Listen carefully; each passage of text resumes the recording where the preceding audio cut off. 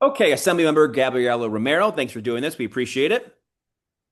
Let's begin first. Obviously, you're in the assembly now, representing Albany, but you were prominent on the council prior to that, prior to being at this role of the assembly recently. In your ward, talk to your constituents. Of course, we have had this conversation about juvenile crime and some of the factors that are leading to that in the city of Albany. From what you had heard and what you experienced, and being so close with your constituents, and you still are, but obviously in a very specific portion of the city, what did you learn, and what should people know about that? Yeah, so I represented the sixth ward in the Common Council, which included Center Square, Park South, Washington Park, and Hudson Park areas. And quality of life was a really was and still is a really big issue for my constituents there. And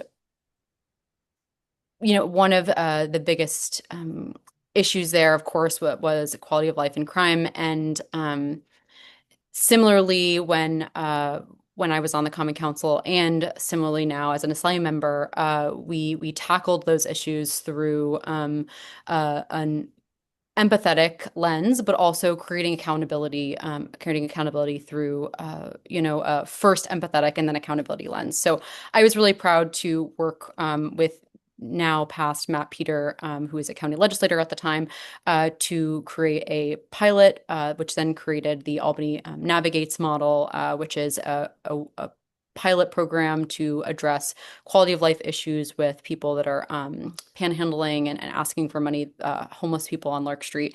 And while that isn't necessarily a violence measure, it was a program that kind of addressed a pressing issue. And we really proud of the way that we kind of, saw a need, addressed it immediately, and responded to the issues of the constituents at that time. Similarly, right now, kind of in the state legislature, myself and the Capital District delegation are meeting very intensely with a lot of community-based organizations and players on the ground, the superintendent of schools, a lot, Bill Getman, a lot of these other community-based organizations and people that are on the ground doing the work to kind of listen, learn, and identify how we can learn more about youth and crime and what's going on within the city of Albany for us to listen, like I said, and learn about what exactly is happening in the city in order for us to figure out the next step and kind of grasp more about our city and determine whether it's a legislative next step or a funding stream that we can really invest more in our youth. I think that's interesting you bring up the quality of life issue. I had this conversation. I talked to the chief yesterday, and we're talking about the perception of crime. The statistics show there's been decreases in violence, cut in half by 50%.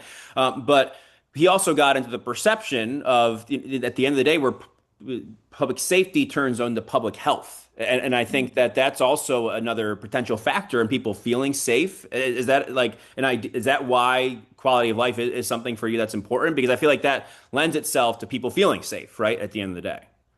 Yeah, I hear you. I actually remember one of the debates that we had during my campaign last year. It was a question like, "Do you feel safe?" And frankly, that question I remember it is as a legislator, the feeling of being safe as your representative. Um, People come to me all the time saying that they don't feel safe, and I hear them, and I'm sure when you asked the chief, he felt the same way.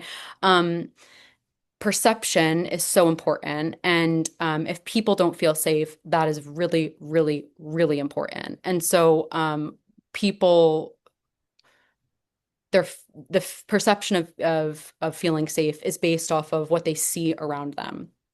And so, quality of life issues are really, really important. And I think the quality of life issues around them and based off of what they see as they walk down the street is something that is like really top of mind, both as a legislator and as someone that really lives in the community and is walking around the community all the time. So, perceptions of crime and literal statistics of crime may not necessarily be exactly the same. It doesn't matter to me. I want to address it. I think we need to attack this type of thing head on. So that's why the Albany Navigates program kind of came about. Really proud of the mayor for investing in that program, that pilot program, and now in the Albany Navigates program. That was a city and county partnership, actually, and in its early on, initial program, and now in its more robust form. There's actually a state program, the SOS, that's now getting off of its feet as well. So, really hoping to see more partnerships in that way. I know the county then created a street psychiatry program, which is to complement the Albany Navigates program as well. We're seeing more of these quote unquote empathetic views of addressing our most serious and pressing quality of life issues. And as we address these issues, you'll see this visual and actual tangible decrease in the way that you'll see our streets actually visibly and hopefully feel safer as we move on. Obviously, you also come to the assembly with your experience as a public defender. And the conversation around raise the age has blossomed once again, and in some different ways. From your side of the aisle for sure, making tweaks in that aspect. Obviously, the other side want to get rid of it completely, want to acknowledge that. But from your perspective and seeing the process at the end of the day, how has raise the age impacted things? Could you say since 2019? Yeah, I mean, you bring up me being a public defender, and I think as the mitigation attorney, being a mitigation attorney in that office, and kind of as it interplays with raise the age, I've always been honest about my focus on identifying the root causes of behavior, whether in children or adults. And I'm really, really focused on and committed to funding programs and passing legislation that ensures that no one, especially children, feel compelled to commit crimes. And, I think that that is the spirit of Raise the Age, which is a bill. And just, as while I have you here, let's clarify what Raise the Age is, which is a bill that raised the age of criminal responsibility, and it separated children from adults, making sure that children were not placed in the same location as adults in incarcerative settings, meaning that children, if they committed violent crimes like murder, robbery, arson, are still able to be sentenced to prison. I think there's this like misconception right now that I see a lot, that if a child commits, let's say, a violent crime like murder, that they're able to get off scot-free. And that is just not the case. There are still accountability measures written into the law that, and I'm not really necessarily like advocating for this. Like I said, my true spirit is that I believe that no one should be like I truly believe that we should be looking at root causes of behavior, and I'm committing to trying to find out why people feel compelled to commit crimes, adults or children. But in the law, when a child does commit a violent crime, they can and do still get sentenced to incarcerative sentences. So I've been meeting with players at every level of government, to try and find out why they're committing these violent acts. And as your legislator, I would not be doing my job if I wasn't trying to find out why they're committing these acts and then trying to fund programs and create legislation to deter those actions. So as a public defender, I kind of bring that extra mitigative lens to make sure that people are not committing and committing those criminal actions. And then I'm again trying to mitigate, like prevent people from committing those criminal actions to begin with.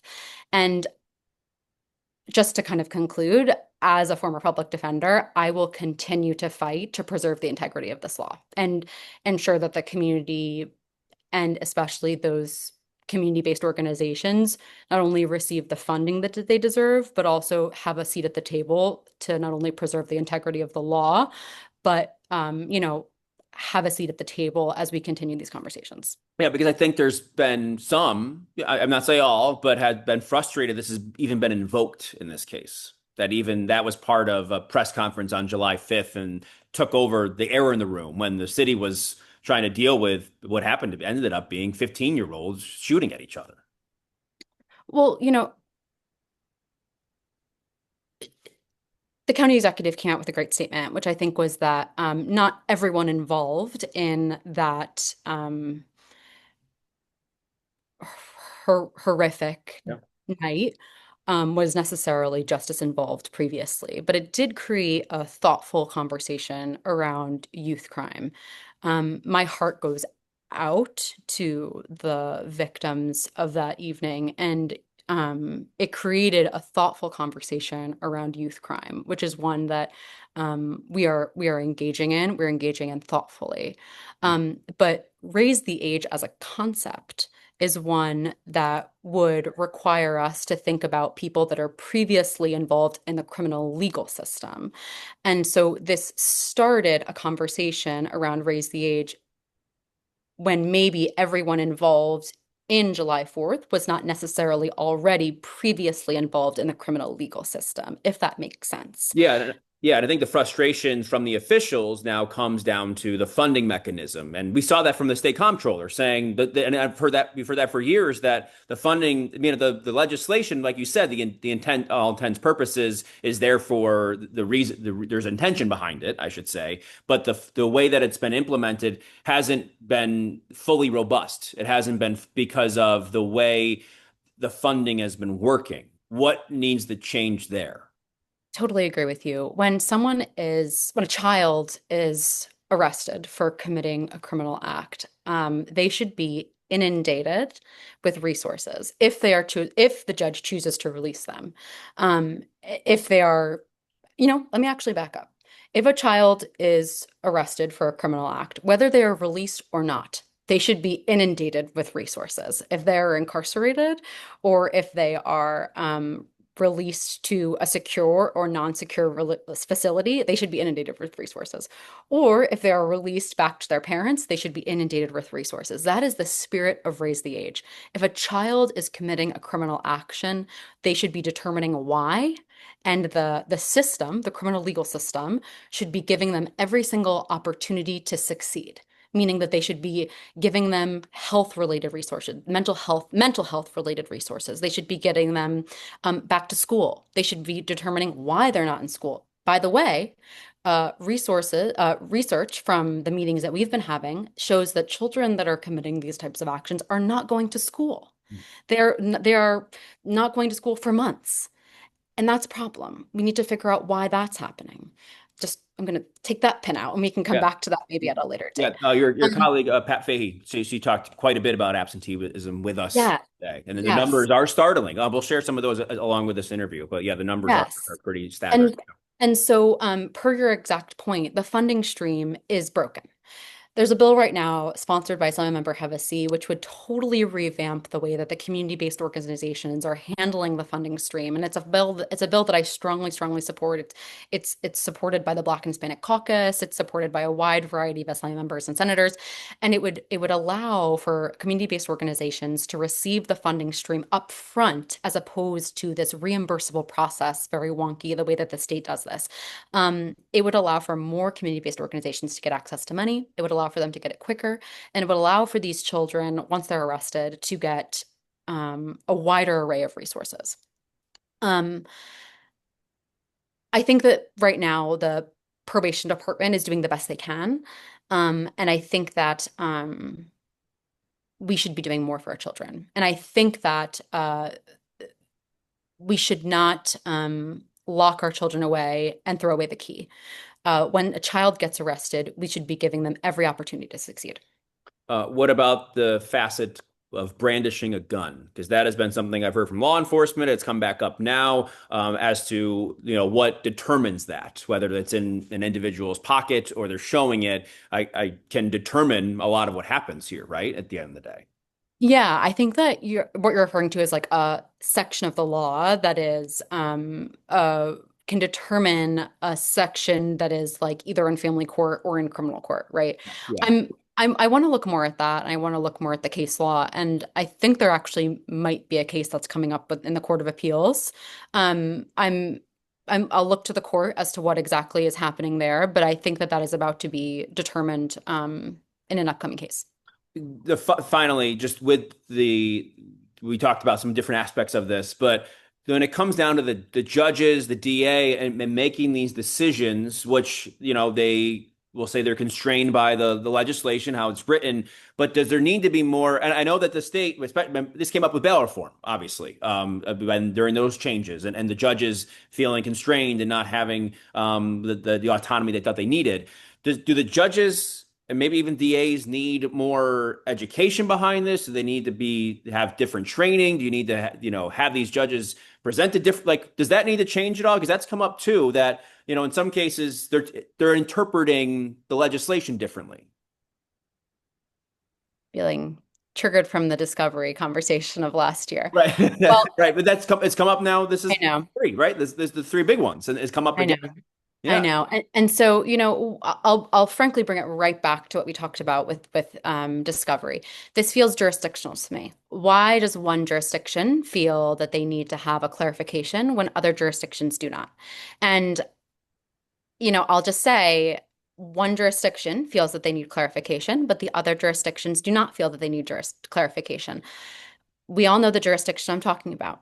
So why don't these jurisdictions have conversations? I think this could be an interjurisdictional conversation, and maybe those judges can have additional judicial education, and they can clarify it within themselves. And if, as a practitioner, I don't believe that we need to have a overhaul of the entire state law just because one jurisdiction has an issue. This is my whole issue with the discovery, if you'll remember, that one jurisdiction had the issue and we had to change the entire state law. So I think that we could easily just have a little bit of additional education if there's just one small jurisdiction that is just having a clarification error. When it comes to making these changes, I guess, what kind of impact would you hope they would have? I guess you talked about some of those different at the beginning of the conversation, talked about, different initiatives, things of that nature. What about this? This is a short term, long term. How does that look in terms of the In impact? regards to, so the changes you think I'm looking for, you mean? Yeah, some of those changes. Yeah. Like Yeah, so what will be different at the end of the day? I'm hyper focused right now on listening and learning from my community-based organizations. Anyone right now that is going to tell you they have an answer or a fix is a little bit ahead of themselves. So right now I am listening to the players. I'm talking to the superintendents. I'm talking to the community-based organizations. They're doing work on the ground. I am on a listening tour within my assembly district to listen to as many people as possible, to have these hard conversations, have these difficult conversations with people of every single spectrum, to make sure that I'm taking in as much information as possible before I not only make up my mind or make up my own decisions. We have a lot of time to do that because this is the summer. And I am focused based off of my morals and my values, and my constituents that guide me. And which is, to be very clear, I say guided based off of the principles of Raise the Age, the morals and values and guiding light of Raise the Age. And so I am focused on proactive measures, meaning how can we get to the root cause of the criminal behavior? How can we try and get those children that are not going to school? How can we get those children that are, how can we try and prevent the criminal behavior to begin with? How can we try and get the kids in elementary school, in a junior high? And so I really look forward to continuing that work. I look forward to continuing those conversations and continuing to listen and learn from the people that are on the ground. This is a long conversation ahead. There's a lot of good work. Like I said, Dr. Dorcia Pleers last week, Eva Bass was doing great stuff. I know you had a thank you to you for hosting that great conversation. Tayshawn and Pastor Charlie, the folks that you had on last week, those are just a few of a lot of great people that are doing incredible anti-violence work. I look forward to continuing to work with them in addition to many other people in the Capital District. And so that is my next step, is to continue having those conversations. I introduced a bill to prevent just a little bit of regulation on flare guns, if you can believe it. Anyone can buy a flare gun. That was just one little thing that I worked on. I just thought that was just one thing, but we can't even pass it until next year. So um, I'm Right. going to continue listening and learning for now, and that is my next step. Finally, So yeah. one more person is the governor. Has she been engaged at all in this? Or obviously she's the investment coming 400 million as a whole. Say, whatever you want about that, but how about this aspect of things? Yeah, I'm sure you saw that she did invest a little bit of money in the Albany Police Department and the Probation Department and the Sheriff's Office. Happy to send you that breakdown as well. The Police Department, I'm sure you know, wasn't just the Police Department. Some of that money went to additional anti-violence initiatives, not just to the Albany Police Department. And so she is listening to us as well. And is involved and has her ear to the ground to a lot of this. And happy to have her as a partner in this. All right, Gabriella Romero, thank you so much for your time. Thank you, Tom.